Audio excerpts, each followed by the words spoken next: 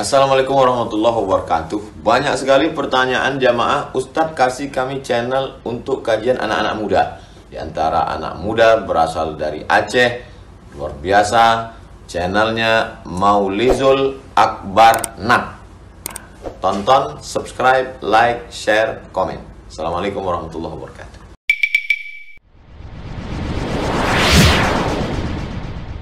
Assalamualaikum warahmatullahi wabarakatuh. Alhamdulillahi rabbil alamin. Hamdan katsiran thayyiban mubarakan fihi. Asyhadu an la ilaha illallah wahdahu la syarika lahu. Wa asyhadu anna Muhammadan abduhu wa rasuluhul karim. Allahumma shalli wa sallim على نبينا محمد وعلى آله وأصحابه أجمعين أما بعد رب اشرح لي صدري ويسر لي أمري واحلل عقدة من لساني يفقهوا قولي. Segala puji bagi Allah, kemudian salawat dan salam pada Rasulullah, pada keluarga dan seluruh sahabat-sahabatnya. Bapak Ibu jamaah salat subuh yang Allah muliakan insyaallah.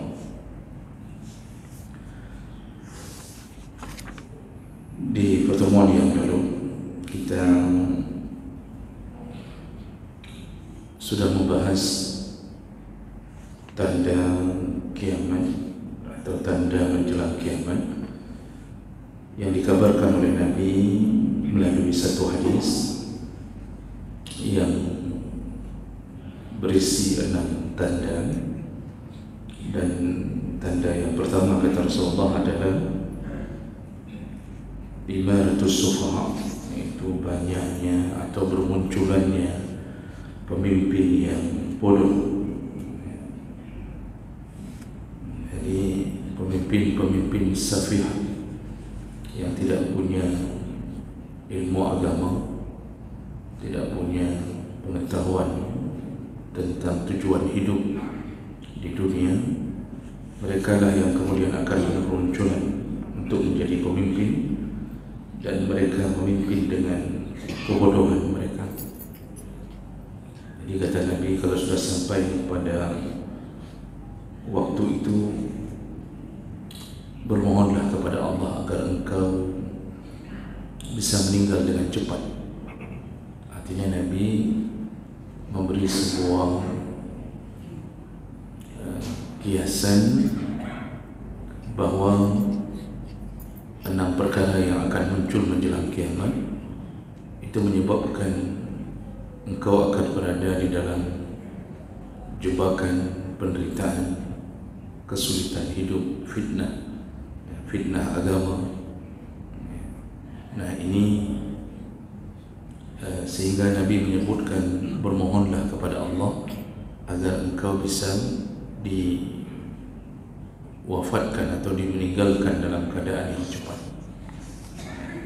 supaya tidak terkena fitnah pemimpin yang bodoh.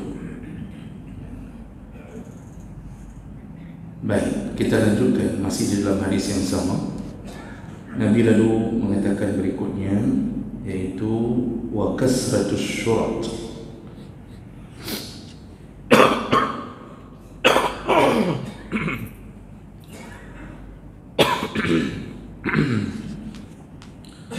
Atau wa kasratus syurat.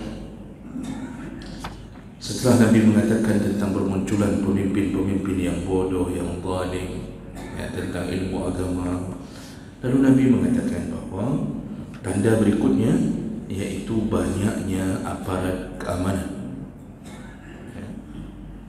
Asyurtu atau asyurat itu jamak dari syurtiyun. Syurti itu artinya aparat keamanan atau penegak keamanan. Bisa secara sederhana bermakna polisi, tentara, atau apapun yang sifatnya sama, yaitu ditugaskan untuk menjadi aparat keamanan dalam satu negeri. Nah, nanti kata Nabi, Di antara 6 perkara yang akan terjadi yang menjadi tanda kiamat, banyaknya aparat keamanan. Nah, ini tentu menjadi tanda tanya bagi kita semuanya, apa hubungannya tanda kiamat dengan banyaknya aparat keamanan. Jemaah belakang Allah, para ulama menjelaskan bahawa tadi ketika kita sudah mendapatkan kenyataan menjelang kiamat, pemimpin-pemimpin di semua negeri, hampir di semua negeri, bahkan di negeri-negeri Islam yang bermunculanlah pemimpin yang tak faham agama. Dan ini takdir Allah ke atas kita. Mereka muncul tapi bukan untuk membela agama. Mereka jadi pemimpin bukan untuk memikirkan bagaimana bisa hidup di masa depan dengan baik, bahagia selama-lama di surga. Itu tidak menjadi buah pikiran mereka. Tapi yang menjadi buah pikiran adalah bagaimana membuat dunia itu begitu indah, menjadikan satu negara menjadi negara maju dengan berbagai fasilitas yang dinikmati, dan tak terfikirkan sedikit pun oleh mereka bagaimana kalau Allah marah di balik kesibukan menghidupkan, memajukan dunia, tapi mereka kemudian meninggalkan Allah. Mereka tak solat, mereka tak peduli dengan agama Allah yang terinjak-injak. Itu tidak terfikirkan oleh pemimpin-pemimpin itu kehancuran yang akan terjadi. Maka disebut dengan pemimpin yang bodoh. Nah, pemimpin-pemimpin ini karena mereka nanti memang diprediksi akan menjadi sebuah sandaran kezaliman. Jadi ketika muncul pemimpin bodoh ini, karena tidak bertakwa ke Allah, otomatis dia akan membuat kebijakan-kebijakan yang menzalimi rakyatnya karena kebodohannya. Nah, sosok pemimpin seperti ini kalau dilawan oleh rakyat, mungkin dengan tukang becak pun dia tak mampu untuk mengalahkannya. Jadi kalau diadu seorang presiden, ya, disuruh bertarung atau disuruh berkelahi dengan seorang tukang becak dari rakyatnya, ya, maka dia akan kalah. Ya, secara fisik dia akan kalah. Bahkan mungkin dia tak mampu berbuat apa-apa. Maka oleh karena itu, untuk mempertahankan kekuasaannya, untuk mempertahankan kebodohannya, dia butuh orang-orang yang dipaksakan mendukungnya. Nah, disinilah para ulama mengatakan akhirnya dia akan membuat sebuah kebijakan memperbanyak orang-orang yang berada di bawahnya, yang dibayar, digaji, ya, untuk membela kebodohan yang dia lakukan. Dan itu menjadi sebuah jalan yang berjalan secara otomatis. Nah, disitulah kemudian salah satu caranya pemimpin bodoh ini akan menggunakan aparat keamanan sebagai jalan menuju untuk kelanggengan dalam kekuasaannya. Makanya Nabi mengatakan, setelah menyebutkan banyaknya pemimpin yang bodoh, Nabi menyebutkan kasratus syarti atau kasratus syurati, yang artinya banyaknya orang yang dipakai oleh si pemimpin untuk mendukung kebodohannya. Dan ini tentu tidak bermakna bahawa semua petugas keamanan itu juga ikut bodoh, tidak. Tapi mereka terjebak di dalam suatu peraturan, yaitu harus taat seperti apa yang diinginkan oleh pemimpin, walaupun hati nuraninya itu mengatakan tidak. Jadi ketika dibuat satu kebijakan untuk menyengsarakan rakyat, hati nurani mereka juga seorang manusia mengatakan tidak. Tetapi ketika pemimpin bersuara, kalau engkau tak mau melakukan apa yang kau inginkan, maka engkau akan dipecat, atau kemudian bahkan dia pula yang akan ditangkap. Nah, dan ini adalah hal-hal yang ternyata terjadi persis seperti yang Nabi sebutkan. Jemaah melakukan Allah Subhanahu Wa Taala. Hadis ini bukan ingin mengatakan bahawa aparat keamanan adalah penduduk neraka, tidak. Hadis ini ingin mengatakan tentang sebuah fenomena yaitu negeri yang rusak dipimpin oleh seorang pemimpin yang bodoh, lalu kemudian dia dengan kekuasaannya membuat kerajaannya tetap bertahan dengan cara memasang orang-orang yang akan membelanya, dan itu mereka berada di dalam kondisi yang memang terpaksa membela pemimpinnya. Jadi jemaah melakukan Allah SWT, apa yang dikabarkan Nabi ini kita melihatnya dalam kenyataan di depan mata kita, ya.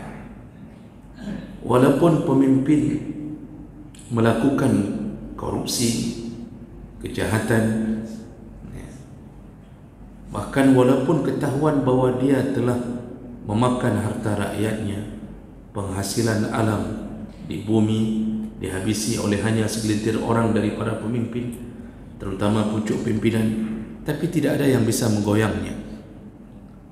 Bahkan hakim jaksa bertekuk lutut dengan keinginan pemimpin.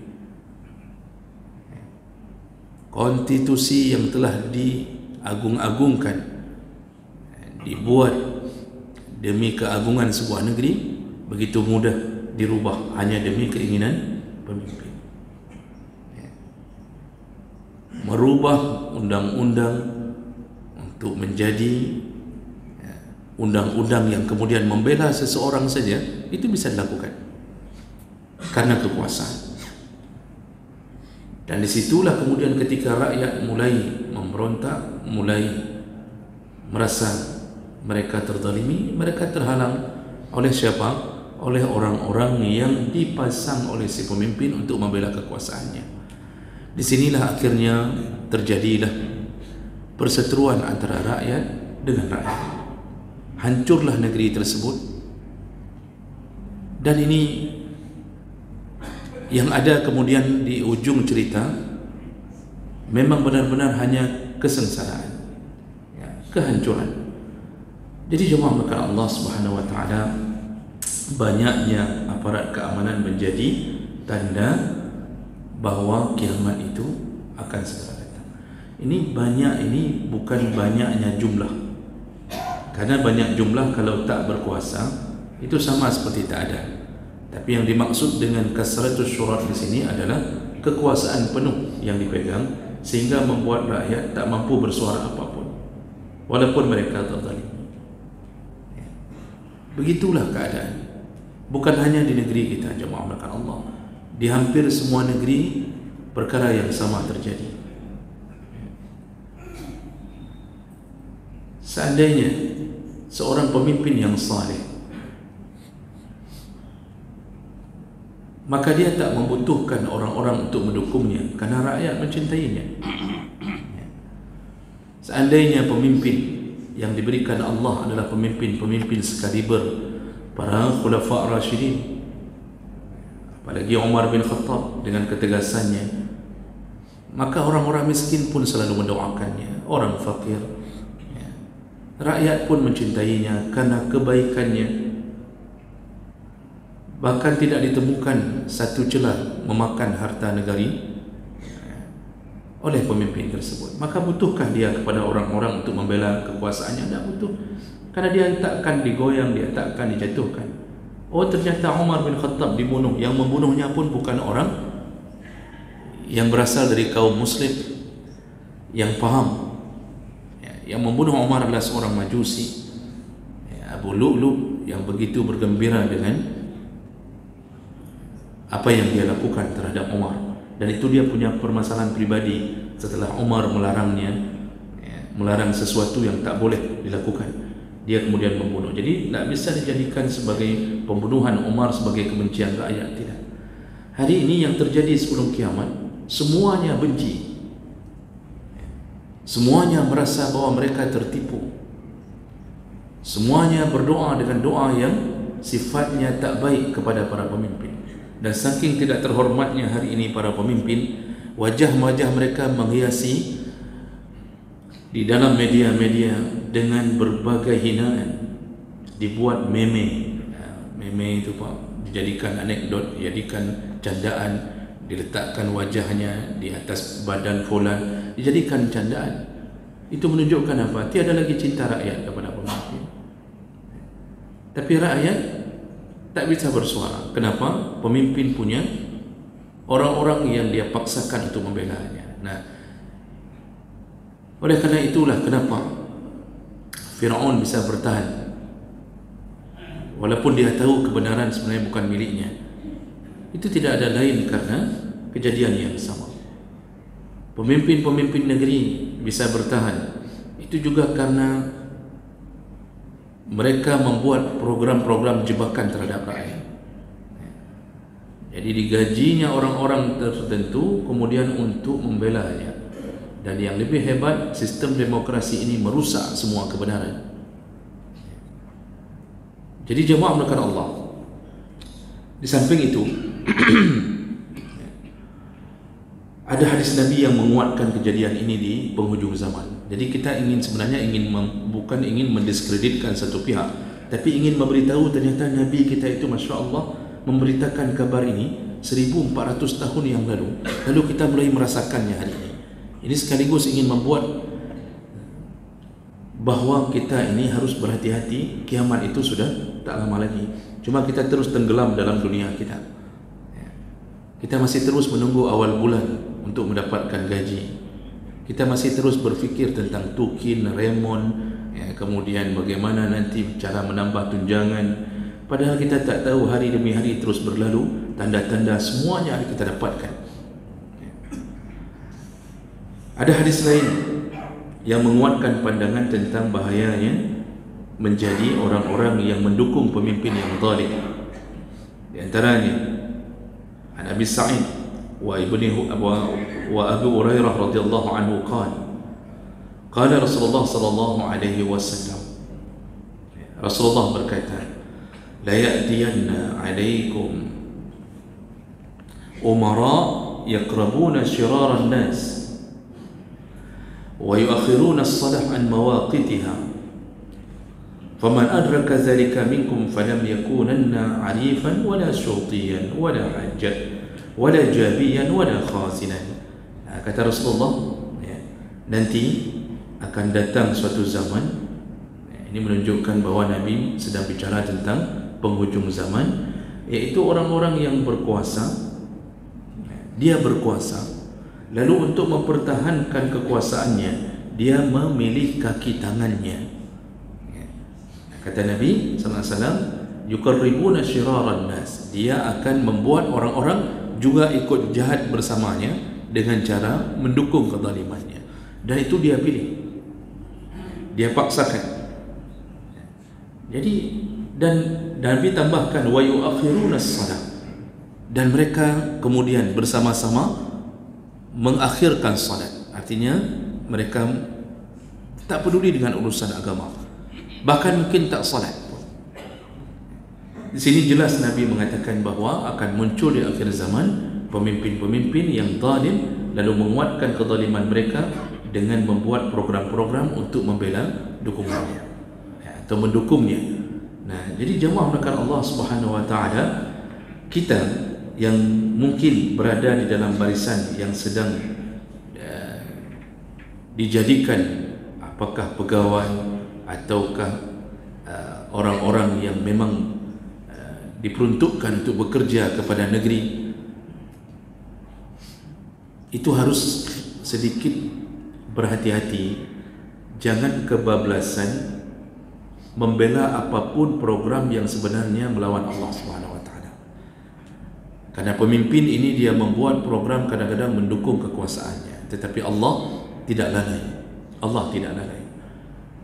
Makanya Allah memberikan sebuah ketegasan pada kita di dalam Al-Quran, wala tahsabannallaha ghafilan amma ya'malun zalimun. Jangan engkau mengira bahawa Allah lalai dengan apa yang dilakukan oleh orang-orang zalim.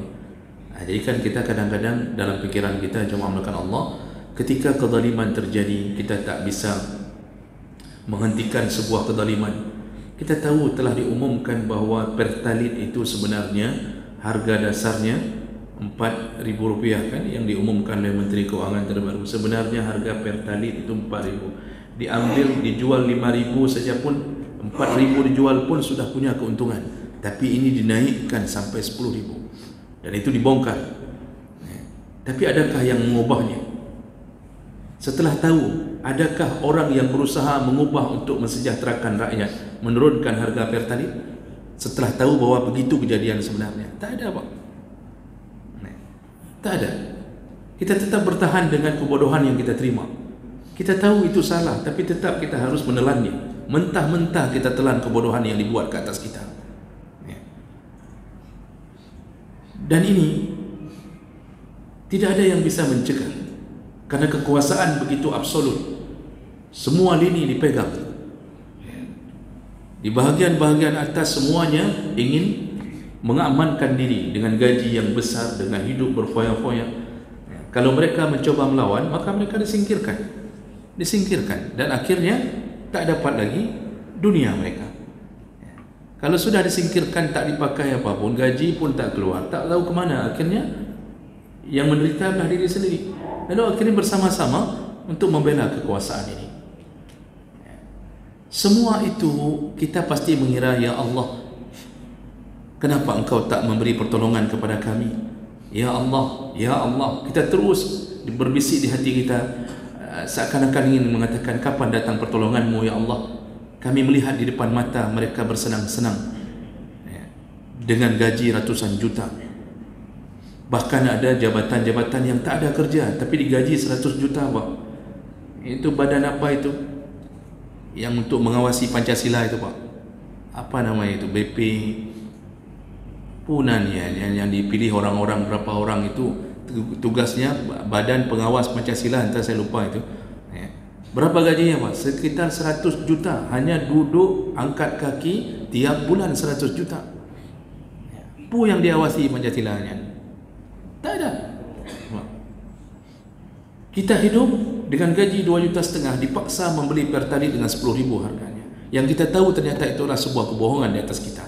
Inilah fenomena yang kita dapatkan. Lalu kita mulai mengira, di mana engkau ya Allah? Kenapa engkau tak menolong kami? Kenapa engkau tak menurunkan presiden itu? Pilihlah kami presiden yang saleh, yang mungkin kita harapkan membela kita. Tak ada pertolongan itu. Apakah kita mengira Allah itu lalai? Apakah kita mengira bahwa Allah tak tahu kejadian itu? Di situ Allah ingin mengatakan, jangan mengira. Wala tahsabannallaha ghafilan amma ya'malul zalimun. Jangan engkau kira bahwa Allah lalai dengan apa yang dilakukan oleh orang zalim. Artinya Allah tidak lalai, Allah tahu. Cuma kenapa Allah biarkan? Allah sedang membuat skenario kita akan berada di tempat bahagia nanti setelah bertahun-tahun menerhan derita. Kita mungkin masuk surga dengan berbagai macam musibah yang kita dapatkan, dan mereka diberikan istidraj oleh Allah, diberi diulur-ulur oleh Allah, terus bermaksiat. Nanti azabnya ditunggu fi yaumin, di dalam hari yang Allah akan membuat mata mereka terbelalak melihat azab. Di yaumin tashkhasu fihi al-absar. Nanti kata Allah, tunggulah, ada hari yang semua para pemimpin yang zalim, dan sekaligus dengan orang-orang yang mendukungnya, menjilatnya, orang-orang yang tak peduli tentang kebenaran, semua mereka ditunggu oleh Allah di dalam hari yang akan membelalakkan mata mereka. Kenapa disebut membelalakkan mata? Karena dahsyatnya azab. Maka jemaah melakukan Allah Subhanahu wa taala, berhati-hatilah di saat kita berada di bawah kekuasaan pemimpin yang kita tahu dia sedang menzalimi rakyat, atau kita tahu dia sebenarnya tidak taat kepada Allah, lalu kita membabi buta taat kepadanya.